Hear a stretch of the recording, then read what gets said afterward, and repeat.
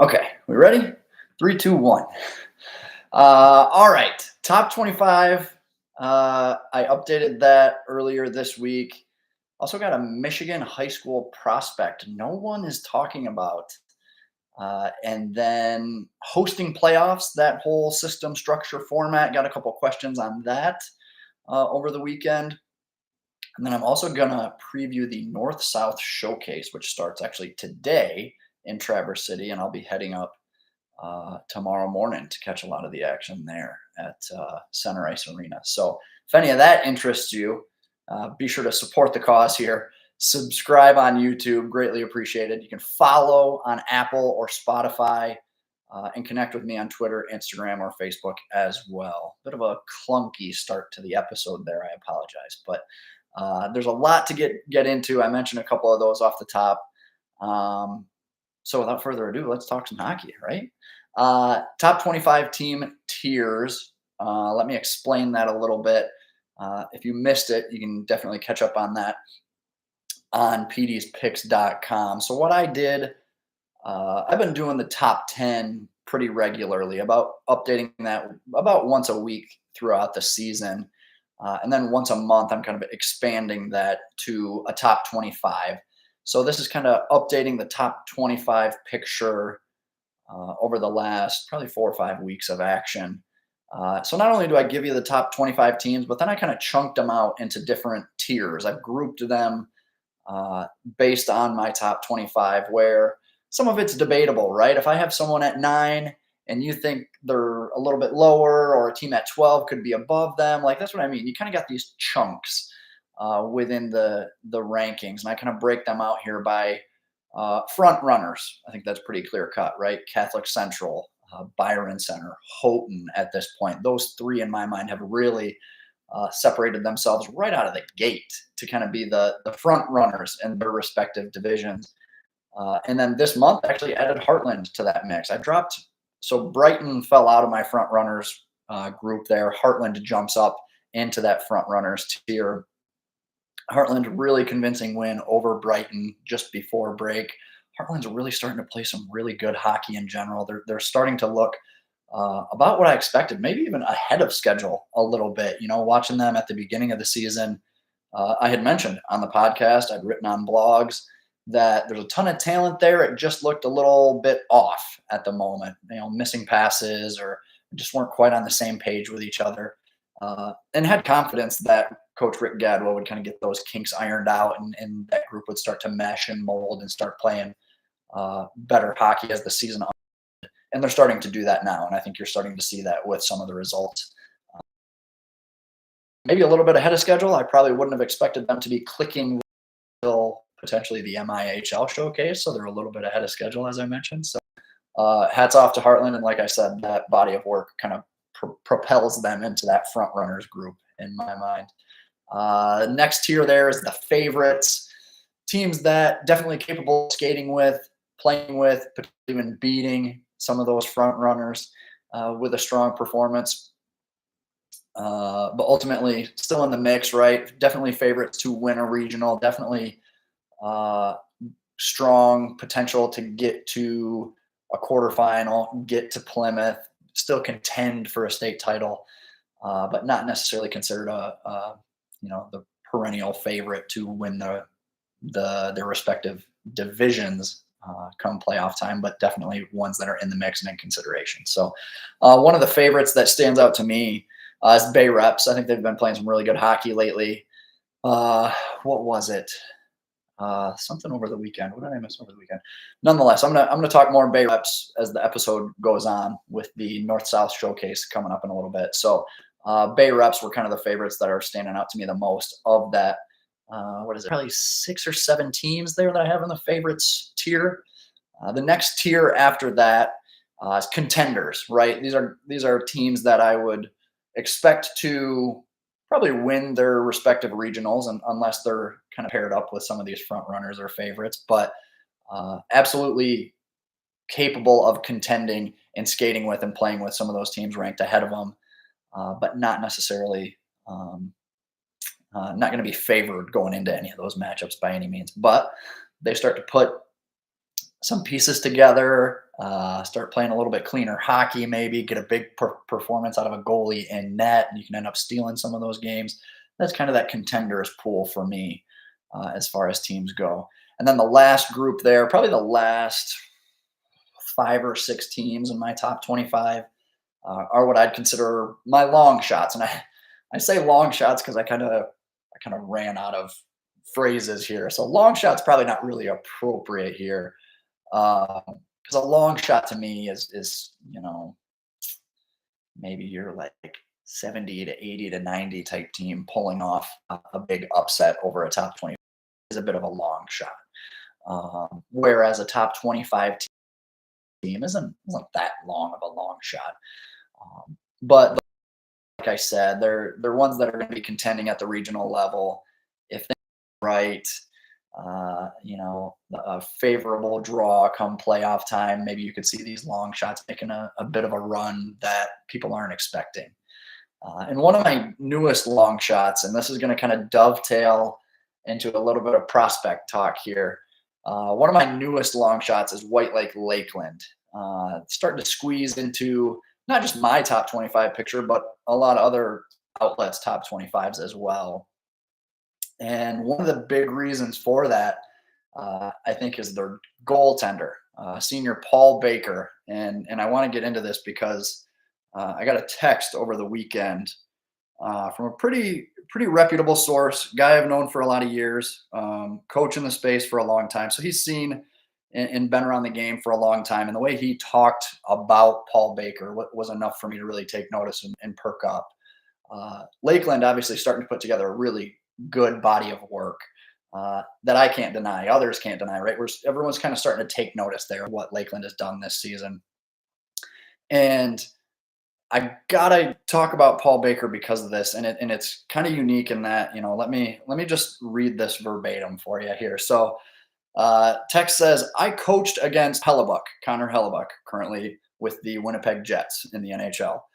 I'm not saying Baker is him, but I left the game feeling the same way after we played Walled Lake Northern back then. So little context there. Connor Hellebuck was a 4-year starter for Walled Lake Northern many years ago. He had actually had the opportunity to coach against Hellebuck, and Hellebuck, very frustrating goalie for opposing teams, stood on his head, kind of almost came out of nowhere, right?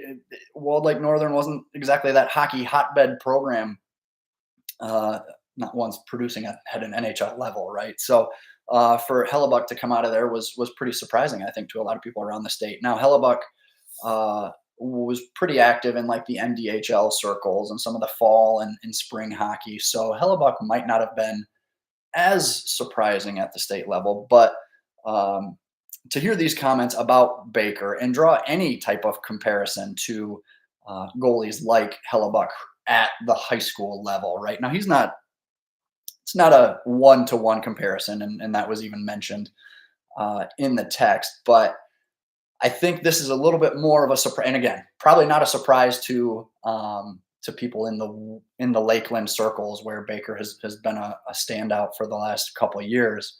But for people like me who haven't seen Baker at the MDHL or MHA or Team Michigan tryouts and things like that, very surprising, very and in a great way, good way. I'm glad these types of things are happening, and this can kind of get the word out or pique people's interest and get people talking. As much as I can tell, Baker, I think, is also a football player, and so maybe that's got some of it to do with people like myself not being aware of him. I texted a couple of goalie coaches in the area that I know, and they weren't familiar with him either, and that's okay, right? Like that's okay. Like I'm not what's the word? Criticizing or critiquing or anything. It's just like that's kind of why he managed to slip through the cracks for me personally, or I wasn't fully aware. So after hearing those comments, I peeked in on a game of Lakeland's, just a couple minutes. I just wanted to see the man, the myth, the legend, see what he was about there. I'm definitely going to go back, watch a little bit more Lakeland just in general. I want to see the team, but also want to see Baker in net. and how he is. Super athletic kid by all accounts. They played Trenton real tough earlier in the season. That game makes a lot more sense to me now because of what I'm hearing and some of the rumblings I'm hearing about Paul Baker. So hats off to him. Very impressive. Anytime people are talking like that about you is definitely exciting. Dual sport, multi-sport guy. Hey, you might have a bit of a future here with hockey if you want to pursue junior hockey and beyond. That might be something maybe you're considering now that you might not have been before. So yeah, obviously the texts I got weren't a direct comparison to being a potential NHL goalie. I'm not saying that either, but what I am saying is there's something there. There's enough of an itch that I need to scratch and find out and see more. Just because like I said, I haven't been able to see him stack up against some of the top kids at the MDHL and other fall entities. So definitely intrigued by that, and we'll definitely see more from Lakeland as the season unfolds. Another comment, question, conversation that I had over the weekend was in regards to playoffs and just the structure in general. More about, I think, hosting and how NPR plays a factor. I think the assumption was that the number one seed in each region hosts the region. And the number one seed obviously determined by NPR. Now, none of that is accurate as far as I know. To kind of walk you through how the whole format system works as best I can, I'm sure there's a lot of questions amongst parents, players, maybe even some coaches who aren't fully aware, but just to kind of shed some light on. And so there's no rumor mills or this team's hosting because of X, Y, and Z. And how it works is, I believe, as early as the summer, teams, coaches can begin submitting bids to host their respective region. And at that point, they don't know what teams are in their region. They don't know kind of who they're competing against there per se, as far as the region is concerned, but they're making a bid to host. And I believe that needs some coordination, not just from the coach, but the athletic director at the school. It's a real coordinated effort. You need to get with your ice rink and reserve the ice to host, as many as 6 or 8 games to kind of complete your regions, right? It's not just about having ice to play your game, but to play the games on the other side of the region. If you get bounced, if you get eliminated in the first round, you still have to have ice available for that tournament to continue without you, not to mention you're still providing people to run the doors, people to be in the score box, all that type of stuff. And that's what I mean by your athletic director, I think is a bit involved there in the process in terms of, hey, we want to host. Here's how we're going to host. We're going to have these volunteers working the door, this volunteer working the score box and things like that. So there's a lot more to it than that. And typically, I feel like the teams who tend to host tend to be a lot of those, top tier teams, because those are the ones, I'll say, most invested and most involved in the game at a lot of different levels. But there's been a lot of other instances where that's not the case too. So where can I go from there? So teams, schools submit bids to host. Then the MHSAA takes it over from there and basically says, okay, we have 29 programs bidding. We only need 24 for regions. So then they start laying out the map, figuring out where clumps of teams are going to be, what rink makes the most sense, some of that type of stuff. Those questions, some of that inner workings and how they determine what school hosts and what schools don't, that's a different conversation. I don't have those answers. MHSAA ultimately determines that. But that's kind of that process where, if you're tired of having to travel to A, B, and C every year for regionals, then, maybe it's time you submit a bid and try to host. And maybe that's the case for a lot of programs. Maybe programs are submitting bids and getting turned away. That definitely happens. But that's the general process of it. And the questions I was getting on Twitter were more pertaining to, okay, this is the projected number one team in the region.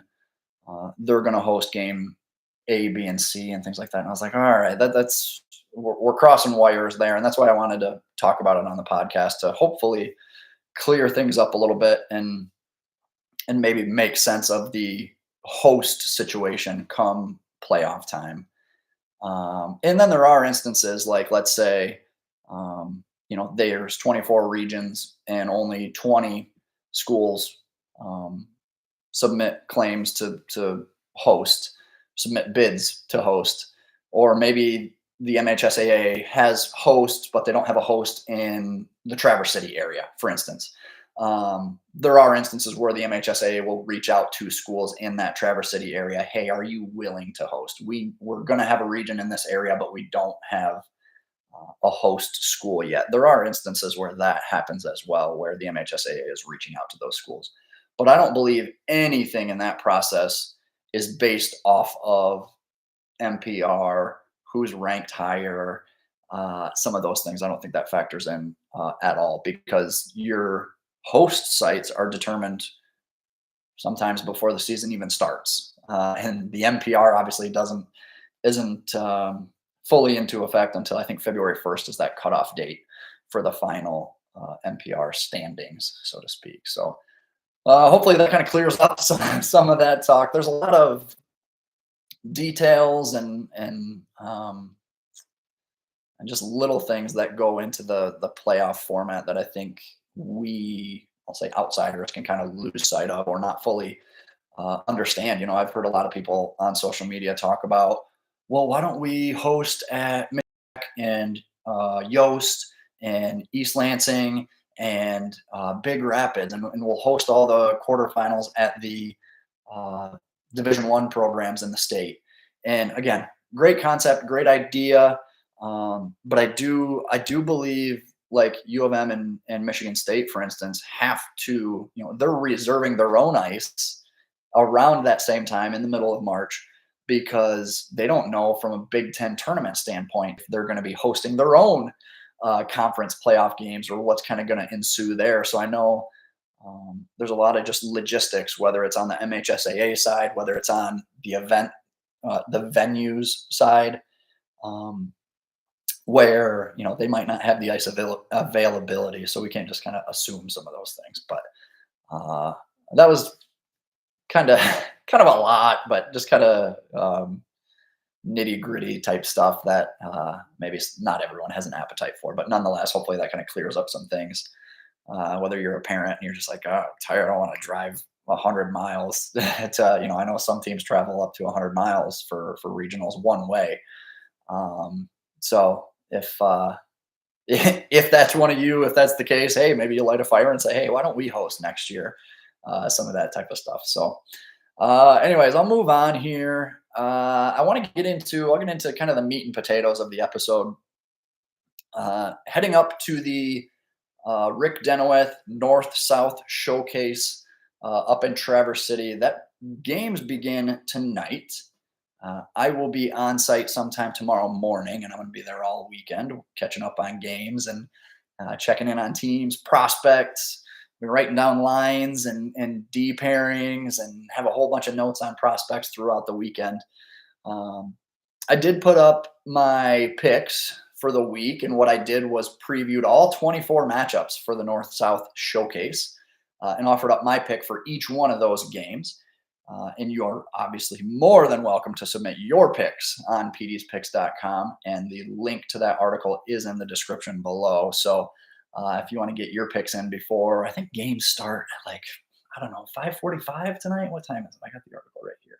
5:45, Grand Rapids Christian and Bay City square off, and that'll kind of be the ceremonial kickoff to the event. The North-South Showcase been around for a lot longer than I initially gave it credit for. I was doing a bit of a deep dive as I was writing the article, and goes back as far as I could find on not just the Michigan High School Hockey Hub, but also my hockey rankings, going back to 2011, 2012. So obviously been kind of that mainstay in the Michigan high school hockey space. I've participated in this as a coach when I was with Livonia Stevenson. The North South Showcase was always kind of a staple on our calendar, and one we had circled, and one that it was funny. Our players, whenever we asked them, like, when did things kind of start to click? When did our team start to come together? When did we start getting buy-in? And almost to a man, every year they said the Traverse City trip. And so we would joke, we would laugh and be like, well, shoot, why don't we move the Traverse City trip up to the first week of November? And then that way we can start buzzing right out of the gate. So North South Showcase, always been a fantastic one. There's some top level teams in it this year. 8 of the teams in my top 25 are currently going to be in action. And then there's a bunch of games, a bunch of teams that I'm just kind of intrigued by and want to get eyes on. And I've been calling it the North South Showcase. Obviously, it's also known as the Rick Denwith Memorial. I think initially there was a lot of North versus South matchups, and that's not necessarily the case anymore. I mean, there still are some kind of directional matchups where, Escanaba will take on Plymouth, Alpena and M1 United. Like those are some Northern versus Southern teams there, but not every matchup is necessarily that way. So nonetheless, some really high level teams from across the state, which I think is more the main goal, not necessarily the directional rivalry there. But expecting, what do I got here? Let me just kind of highlight some of the teams I'm most looking forward to. I mean, obviously, I'm excited to see everybody. It's an opportunity to get eyes on 24 teams in the state, some of which I've already seen before live and on Live Barn, but ultimately a couple teams here that I haven't seen yet at all. So it'll be good to kind of get eyes on them in that regard. But one right out of the gate, Escanaba, they play Plymouth, as I mentioned. They also play Bay City. 2 intriguing matchups. Escanaba is one, if you go back to my conference previews preseason, I was very high on Escanaba. A youth movement, got a ton of young guys, a lot of freshmen that contributed last year. I was excited to see what they did in year 2. And I don't want to say have struggled thus far throughout the season, but maybe dropped a couple games I thought they would win. But losing close games, losing tough games to tough teams. They dropped a 6-5 shootout game to Cap City. Cap City is a tough squad. I've talked about them ad nauseum quite a bit, even on the last episode of the podcast. So that it's one where Escanaba, you probably want it back. You probably wish you had another shot at it or an opportunity there. But ultimately, like I said, it's just one. I want to get eyes on some of their top guys: Graham Johnson, Nolan Bank, Cully Hayes. What do those guys? What are they going to look like there in some, I'd say, pretty tough or unusual matchups? Bay City is not an easy matchup there with Gunnar Weber, and Plymouth is no easy task either there. So it's going to be a good test for Escanaba, and curious to see kind of how they step up to the challenge there. Another one, Alpena. This is a team I haven't seen yet.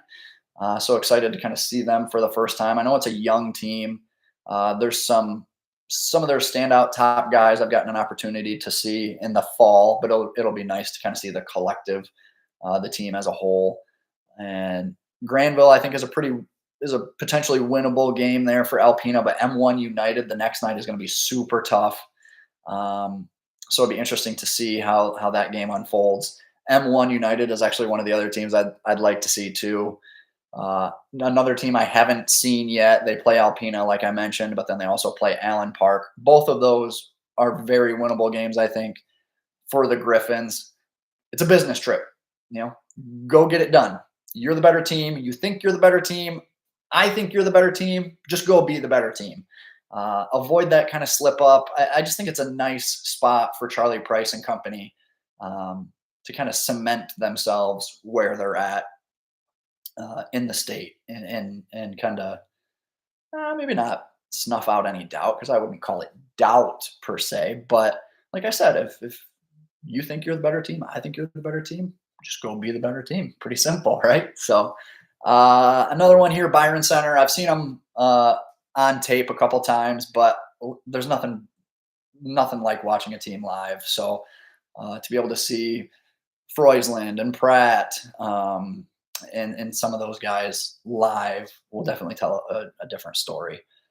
Howell could be a bit of a sneaky, tough game for Byron Center on paper and talent wise. I think Byron Center has the edge, but Howell plays a tough schedule. They're used to playing teams like Byron Center, so it's not going to be the Highlanders aren't going to be surprised basically by Byron Center's speed or their top guys or the challenges they'll face in net and things like that. So Howell could be a sneaky good matchup there for Byron Center. But Marquette is probably one of the ones I'm most intrigued by. Marquette is going to be a grind, I think, for anybody to play, let alone Byron Center. So quickly becoming, I think, one of the more dangerous teams in the state in Marquette. They don't really have like that top line star power, danger, just your number one scoring threat that you got to be aware of, right? But they do go four lines deep, absolutely go four lines deep, 6D, and a solid goalie. One of the deepest teams in the state, if not the deepest. I'd put them right up there with Catholic Central's depth, with Houghton's depth. Marquette's right there in the mix with their depth. Now it's that kind of top level scoring that you could say maybe they're missing or lacking a little bit, or just hasn't come to the surface yet. So I think Byron Center probably has the edge because of their top guys. But ultimately, when Marquette can open the door and just roll lines, it can wear any top line out and wear out any top team. So it'll be interesting to see. I don't know that Byron Center has faced a team quite like this before. So how do the Bulldogs respond and kind of handle that test? I'm very curious to find out. So another one here, Bay Reps, the host Bay Reps. Again, they play Marquette, same reasons, kind of obvious, right? Just Marquette's depth. And East Grand Rapids should be an interesting one as well. That's the second game that the Reps will play. Marquette, as I mentioned, definitely more deep than the Bay Reps, but the Reps top line is pretty unmatched at this point. I mentioned it on the blog that top line is, one of the best in the state, probably a top five top line in the state, if that makes sense. So it should be interesting. Put your cards on the table and let's see what happens. And with that EGR matchup, it's probably more of a test for East, but if the Bay Reps get caught napping or take their foot off the gas, if the Reps play, what order do they go in here? Let me find. I got to double check here. Yeah, they play Marquette Friday and then they'll play EGR Saturday. So if they take their foot off the gas after playing Marquette and think they're going to kind of coast or ease into that East Grand Rapids game, they could be down 2-0 before they know what happens, and then playing from behind in a tough spot, and that could kind of leave a bad taste in your mouth. If you come out and you beat a tough Marquette team, you got to avoid that letdown there Saturday against a really tough EGR team that's going to make you work too. So. I probably shouldn't be too hard on the Reps, though. I've gotten some pretty aggressive parents on social media this week because what did I do? Did I pick against the Reps twice? I picked against them once. Nah, it had to be just the one time. Yeah, I just picked against them the one time. But there were some pretty fired up parents there on social media. I think maybe anxiously awaiting for me to arrive in town tomorrow morning. So hopefully that's all in fun. I'm excited to get up there, be a part of the event in a media capacity. Like I said, been a part of it as a coach, known about it obviously for a lot of years, but it'll be fun to kind of be on this side of things, watch, evaluate, assess, take note. I'll have plenty of notes coming out of the weekend and more content to follow as well. I got some ideas I'm mulling over, but I think, one of the biggest ones, I'm going to come away from this weekend with at least one player off of every team at the North-South Showcase that I'd take on my team, right? I'm going to watch everybody closely. We'll find that one kid. It might not be the top kid on every team. It might be that third line grinder type who's just working his ass off. Might be that undersized goalie who just battles and stands on his head, right? I'm pretty confident I can come away with at least one kid off of every team at the North South Showcase that I would take on my theoretical, hypothetical, hypothetical team. So I'll be on site. Happy to talk hockey as always, and be sure to connect with me on social media. Like and subscribe to this video on YouTube, and then you can also follow the podcast on Apple and Spotify. So until next time, until tomorrow when I see you at the rink, skate hard, have fun,